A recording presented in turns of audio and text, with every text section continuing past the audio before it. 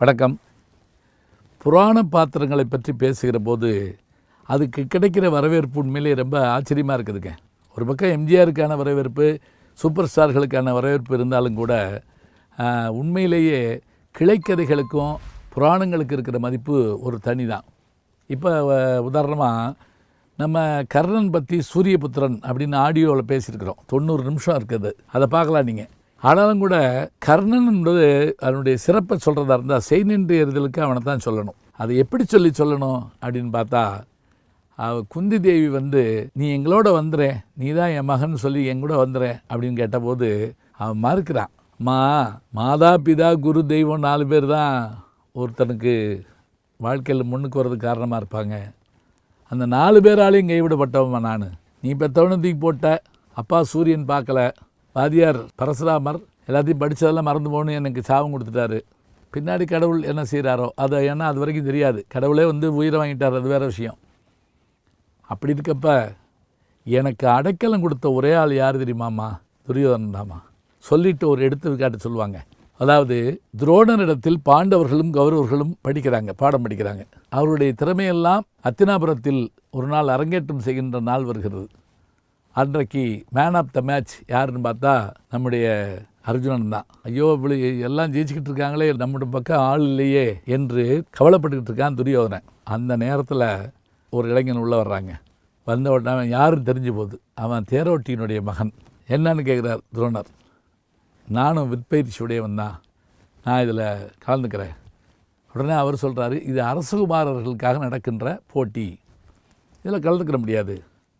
அப்படின்னு கலந்துக்கிறதா இருந்தால் உன்னுடைய பேர், அப்பா பேர், அம்மா பேர், நீ என்ன குலத்தை சேர்ந்தவன், இதெல்லாம் சொல்லு அப்படிங்கிறார். நம்ம சொல்லுமில்ல, கம்யூனிட்டி சர்டிஃபிகேட் வச்சுருக்கியா அப்படின்னு கேள்வி கேட்போம்ல, அது மாதிரி. இப்படி கேட்ட உடனே நான் தலை குனிஞ்சு நின்ட்டம்மா. என்னால் அதுக்கு மேலே ஒன்றும் சொல்ல முடியல. ஏன்னா எனக்கு எதுவுமே தெரியாது. என்னை பெற்றவ யாரோ, வளர்த்தவங்களுக்கு தான் தெரியும். நான் வெளியே போகிறப்ப துரியோதனன் கம்பீரமாக இருந்துருச்சு. என்னை தடுத்து நிறுத்தினதோடு மட்டும் இல்லை, தன்னுடைய வாத்தியார்கிட்ட பேசினாமா. வாத்தியார் ஐயா, நீங்கள் எங்களுக்கு எல்லாம் சொல்லி கொடுத்தீங்க, ஆனால் ஒரு விஷயத்தை மறந்துட்டீங்க. இந்த உலகத்தில் 4 பேரை ஜாதி சொல்லி மறுக்கக்கூடாது. 4 பேரை, படித்தவர்களை, அதே போல் அறிவாளிகளை, வீரர்களை, அழகிய பெண்களை, இப்படி இவங்க இந்த 4 பேரை நாம் ஜாதி காட்டி ஒதுக்கிட்டோம்னா அது அவர்களால் இழப்பு நமக்கு தான். அது மட்டுமல்ல, அவர்கள் வேறு திசைக்கு போய் விடுவார்கள். நாம் இவர்களுக்கு மரியாதை தர வேண்டும், இங்கு ஜாதி கூடாது சொல்லிட்டு வில்லிபுத்தூரார் சொல்கிறாருங்க பாட்டில். துரியோதனம் பேசுகிற நல்ல வார்த்தை. கற்றவர்க்கும் நல நிறைந்த கண்ணியர்க்கும் வன்மகை, உற்றவர்க்கும் வீரரன் உயர்ந்தவர்க்கும் வாழ்வுடை, கொற்றவர்க்கு உண்மையான கோதில் ஞான சரிதர, நற்றவர்க்கு ஒன்று சாதி நன்மை தீமை இல்லையால். என்ன அழகான பாட்டு பாருங்கள். முதல் வார்த்தை, படித்தவனா ஒதுக்காத, நல நிறைந்த கண்ணீரை ஒதுக்காத, அறிவாளியை ஒதுக்காத, வீரனை ஒதுக்காத. இப்போ நல்ல கல்விமான் எந்த ஜாதியில் இருந்தாலும் அவனுடைய அறிவு தான் நமக்கு வேணும். தாமஸ் ஆல்வா எடிசன் மின்சார பல்பு கண்டுபிடிச்சார். எங்கள் ஜாதி இல்லை, நாங்கள் லைட் போட மாட்டோம்னு சொல்லுவோமா? அழகான பொண்ணு ஏற்றுக்கிறணும், அறிவாளி கூப்பிட்டு வச்சுக்கிறணும், இவரெல்லாம் ஒதுக்கக்கூடாது. சொன்னதோடு மட்டும் இல்லைங்க, அடுத்து ஒரு கேள்வி தான் குருநாதரை பற்றி கேட்டான். இந்த உலகத்தில் நீங்கள் சொல்லிக் கொடுத்த விஷயத்தையும் சொல்கிறேன் குருநாதரே.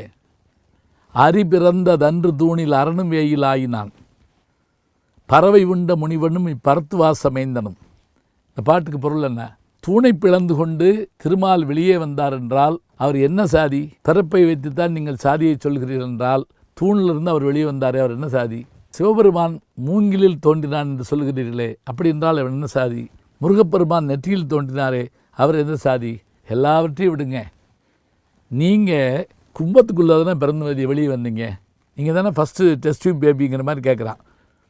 அரி பிறந்தது அன்று தூணில் அரணும் வேயில் ஆயினான், பறவை உண்ட முனிவனும் பரத்துவாச மைந்தனும், அடிகளன்றி முருகவேலும் அடிகளும் பிறந்ததேன்னு ஒரு வார்த்தை சொல்கிறான்.